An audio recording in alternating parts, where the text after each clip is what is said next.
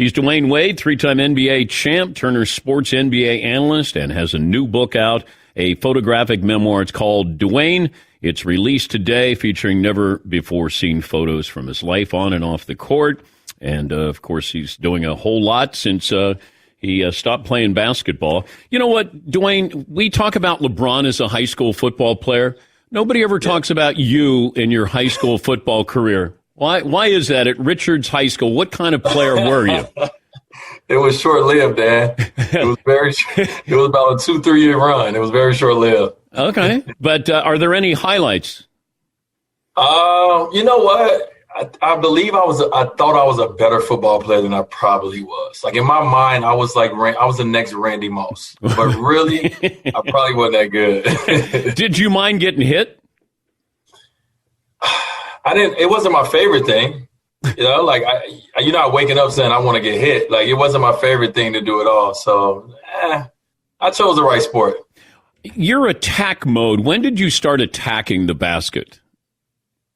Well, I've always done that. You know, when I was younger, I was so small, and you know I couldn't get my shot off over big guys, so I had to use my speed and my quickness. So that's the only way I was able to score or play with my dad or my brothers or my uncles. So I always had that.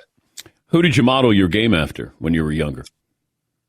Well, Dan, growing up in Chicago, Michael Jordan. I mean, it's the greatest player, in my generation, in my time, and to be able to grow up in Chicago and be able to tune in to WGN News and to be able to watch my favorite player night in and night out. I mean, every move he did, everything he said, how he walked, I tried to emulate everything. but at what point do you realize you can't be Michael, that style? I just kept trying. I feel like I say this in my book. I feel like if you reach for the stars, if you reach for the moon, you'll come down with a few stars. And so, if I shoot to be someone on the level of Michael Jordan, then me falling short of that is still pretty high up. What is the picture in the book that brings out emotion? Is there one that you would say, whenever I look at that photo, it elicits something? Yeah, it's the photo in the first quarter of my book where you will see the building that I grew up in. It's on 59th and Prairie. And when I look at that photo, just all the moments of my life comes rushing back. All I can think about is little Dwyane. I can think about Dwyane, and I can think about everything that his family, was going through, everything that he went through, everything he's been through, and to be here right now. So I can look back at that photo and I could be proud of my journey, but I also could look back at that photo and see the responsibility in my journey, because I know that there's other, young Dwyanes out there that needs the same thing I needed, and they need that idol, that vision, that image. Because you make a wrong turn, you make a wrong decision. Like it's different where you grew up. If you make the wrong choice, it could be something really serious, something really bad. Mm-hmm. Did you have sort of somebody who was watching out, a guardian angel watching out for you? I feel like I've had so many guardian angels in my life. I've watched my mother, and I talk about it in my book. I watched my mother take the wrong step, or take a step that it took her a while to get back from. You know what I mean? It's like, I can't say it's the wrong step, because it's the step in her journey and her path that I needed to be able to take the different step. Like, okay, I'm not going left, I'm going right. But we all have those moments, right? We all have those moments where we take a step, and sometimes it takes us a little long to get back up and get back on the right path. And so for me as a father, that's been my main goal. My main goal has been, how do I help, as much as possible? How do I help eliminate those steps that take you a long time to get up from? But do you think you would have been the basketball player, the man you are, if you had grown up in your environment that you're in now, that your kids are growing up in? If that makes sense to you, like where you grow up, how you grew up, as opposed to having a little easier life, would you have been the same kind of player, do you think? It would have looked a little different. I look at someone like Steph Curry, and Steph Curry grew up with his father in the NBA. Obviously grew up having a very great life.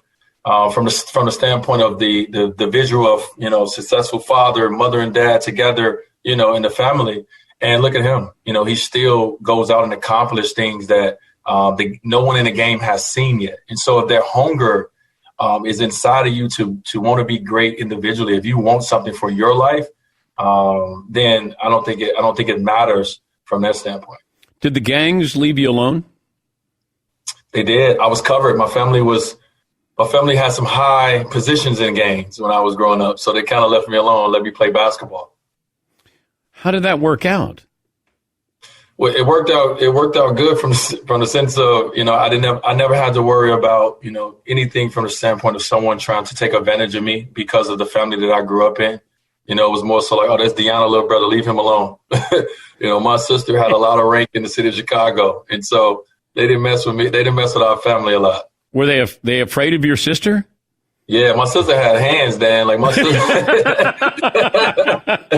they weren't afraid of me. They were afraid of my older sister. I want you to play GM. We were just talking about this. I'm going to let you start your team with Steph or KD. You get them their entire career. Ooh. Do they both stay healthy their entire career? Their career is their career. Steph's been injured. KD's been injured. Okay. Oh, that's a tough one. I'm going to go with Steph.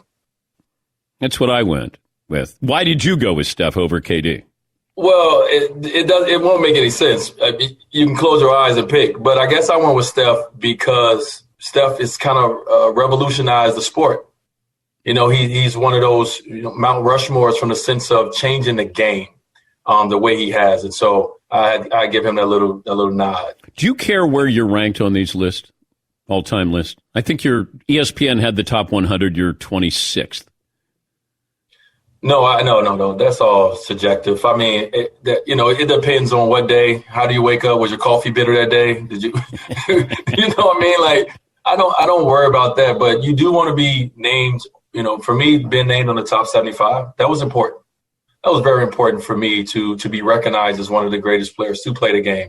The number that you put people, that right there can be a conversation and discussion that we would never hear the end of. But to be a part of that elite group, that's special for me. But you're competitive. Like, isn't there part of you that says, I was better than him? No, because like when you get up to that level, you're going against guys that you never played against, that you maybe had a chance to see play. You know what I mean? And that level of greatness, these are some players I have never seen. But then I'm right there with like Charles Barkley, who I got to see play, who I was a huge fan of and thought he was an amazing player, right? And so to me, just to be in that discussion, then I come from nothing. Like I come from the inner city of Chicago. Really, when they say you don't supposed to, like, how did I get here? I was supposed to be here. It's literally been a lot of things that's tried to knock me down and not allow me to, to be standing here. So to be still standing and to be on that list, I don't care where you put me. What was it like first time you met Jordan? First time I met Michael Jordan, it was a scene out of a movie. Like I was at my draft party in Chicago, and I'm in the party and I'm dancing. My cousin comes and taps me on the shoulder. He say, "Hey, they won't let Michael Jordan in. He's outside." And I'm like, then I'm like, "Stop playing with me." And he was like, "No." He was look on his face, and so we took off. We ran. I run outside, bust through the doors, and Michael Jordan is sitting outside on a motorcycle with about 30 or 40 dudes behind him. And it's like a scene out of a movie. And I'm walking closer and closer, and I'm like, this is my idol. Like, this is Jordan. And he stopped by and he said he just wanted to show me some love. I just got drafted. I'm from the city. He just wanted to show me some love. Did you invite him in? I did, but he was like, no. They already denied me once. Well, we also brought this topic up. You can have Charles Barkley or Tim Duncan. I'm taking Timmy D. Yeah, I did too. Yeah. Timmy D liked to pass. He liked to set screens. Charles was trying to get his buckets. But the thing is with Duncan is he's so great, but nobody can remember a signature play really from him.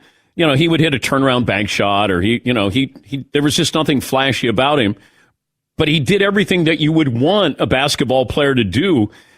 But people still look at him as a top 10. Should he be a top 10 player of all time?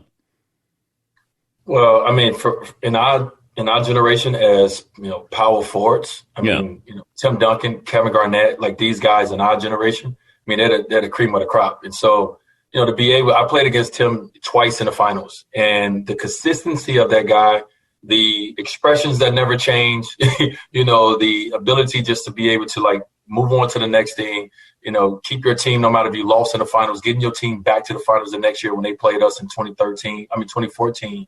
I mean, just the greatness, of Tim Duncan as a leader. I got a chance to experience it, and it's awesome. Kevin Garnett yell at you on the floor?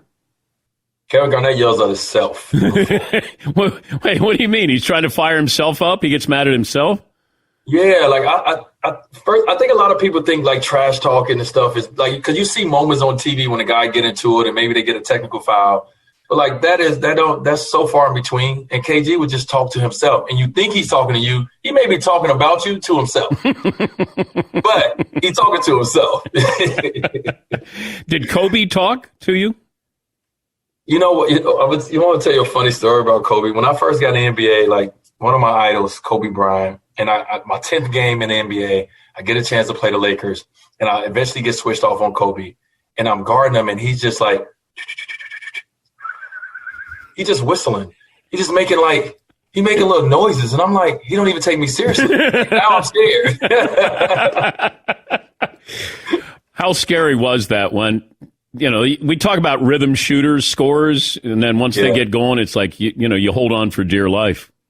Yeah, I mean, just guarding Kobe, especially at the times where he wanted to shoot every shot, and they was going to give him the ball every play, try to guard him. A lot of my teammates got the switch off. I was like, hey, D-Wright, go get Kobe. But I can't imagine what the Raptors must have felt like when he put up 81. Oh, well, yeah, we had to ask Chris Bosh about that. Chris Bosh had a front row seat. I asked Jalen Rose every year on the anniversary of that, and he goes, I didn't guard him the whole time. I go, nobody was guarding him the whole time. I think Jalen probably got like 40. He got about 40, 47.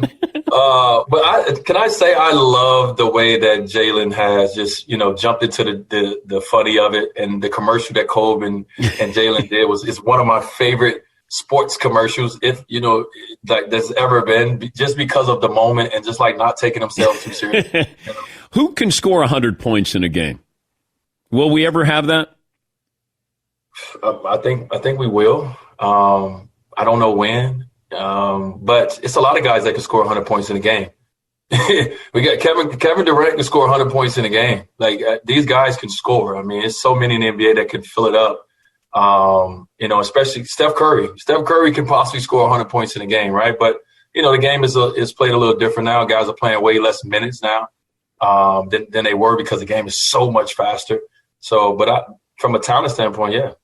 See, I see Klay Thompson maybe getting it. Well, when you can score 60 with like 3 dribbles, I know that's pretty amazing if you have Steph out there. What's your LeBron story that you'll tell? I mean, I'm lucky enough to have plenty, right? But I think for me, and when I think about from a basketball standpoint, I think if you haven't seen him away from the TV, if you haven't seen him in practice, if you haven't seen him on off days, if you haven't seen him that way, you don't know the greatness of this guy. You get to see highlights and moments of 2 hours of him. But if you're behind the scenes, you get to see every day of him. And that's the greatness, and that's what's special. The way that this guy takes care of himself, the way that this guy literally takes no days off, from the sense of he's either working on his body, he's working on his mind, he's working on his game. It's just impressive. I watched the guy practice, and do things in practice that you would never probably see him do in a game. And that's the way he approached every day. So it's so special. What kind of athlete is your wife? If you let her tell it, you let my wife tell it. She's she can do all. She can quarterback. She can shoot free throws. She's a point guard. She played soccer growing up, but ultimately she's just a weekend warrior. That's all she is at this point. Yeah. When's the last time you played a pickup game? No. I don't play pickup. I don't play basketball. You're done. Yeah, like I shoot jumpers, like with my son. Like I go in the gym and I'm done. I think what's so good about it and what allows me to be able to be done is that I do have a son who is in the game. and I'm able to part, all my information and my knowledge and my experience and all my stories. He's willing to listen to them. And so I'm willing to give him all of my basketball juices, because my body hurt. My last couple of years, my body was hurt. And physically, it took a toll on me. Mentally, it took a toll on me. And I don't want that life no more. I'll leave you with this, and I don't know if I ever told you this. When I was handing the NBA title to you, you were the MVP. Shaq's behind me, and Shaq goes, "Hey," he always thought I was Craig Sager. "Hey, Sager, let me hand a trophy to the little guy." And so Shaq grabbed the MVP. He wanted to hand you that MVP trophy. It meant you meant that much to him, and he wanted that moment there. So I'm so glad he did. I remember that moment. I remember winning the championship and being in the back of the line, and everybody was like, "Yo, D, go to the front, go to the front." I'm like, "Why?" They're like, "Yo, you about to get MVP." And I remember seeing Shaq grab the trophy and hand it all to me. And at that moment, I just remembered everything he told me. Like, Shaq told me I was going to be one of the greatest to play the game. Shaq told me I was one of the best in the game.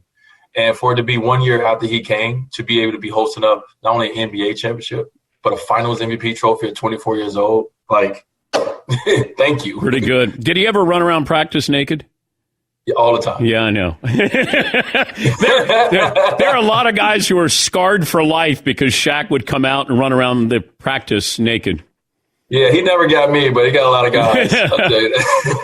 Hey, love the book. Congratulations, and always great to catch up with you. Man, thank you. I appreciate it. Dwyane Wade, the book, it's a photographic memoir called Dwyane. It's released today. Never before seen photos of his life on and off the court, as he talked about where he grew up, inner city Chicago, and the perspective as an athlete as he looks back on his career. And he's doing an awful lot, affiliated with the Utah Jazz, where he's one of his sons is in the G League with the Utah Jazz. But always great to catch up with him. Yeah, I'll never forget that I'm there and we're going to go live on TV, and I hear Shaq behind me. Hey, Sager, can I let me hand the trophy to the little guy. And so they're counting me in my ear, like, right, coming back in 5. Hey, Sager, let me hand the little guy the trophy. And I'll go, okay. And then Shaq grabbed the MVP because he wanted to hand it to Dwyane Wade. He didn't have many scholarship offers. I think he had maybe 3 or 4. That was it, with going to Marquette. Imagine you have your draft party and somebody says, Michael Jordan can't get in. You're like, yeah, right. Yeah. Got a bunch of guys on motorcycles out there. Michael Jordan can't get in. Yeah, right. No. Michael Jordan wants to get in. And then you run and you're like, Mike, come on in. He's probably like, nah, not now. That's the fun part of this. When you start and you're covering players, you see them when they come in and you see them when they retire. And, to be able to do that for players since, 1969, 1970 is when I first really watched the NBA. Didn't start covering it until early 80s. But you're seeing careers. Now you're seeing the sons of those careers that you followed. Pretty crazy. Tim Hardaway Jr., Steph Curry with Del Curry. I mean, it's pretty amazing. Yes, Eaton. Who the hell? You're at an NBA draft party in the city of Chicago, and you're like, "Sorry, Michael Jordan, you don't have the right wristband." I don't know. You're not letting him in. Who the hell doesn't? I could see where if it's Boston or L.A., you might not allow Jordan in just because of the rivalry. Sure, there. But you're in Chicago. Mike shows up on a motorcycle. A local kid gets drafted. What the heck?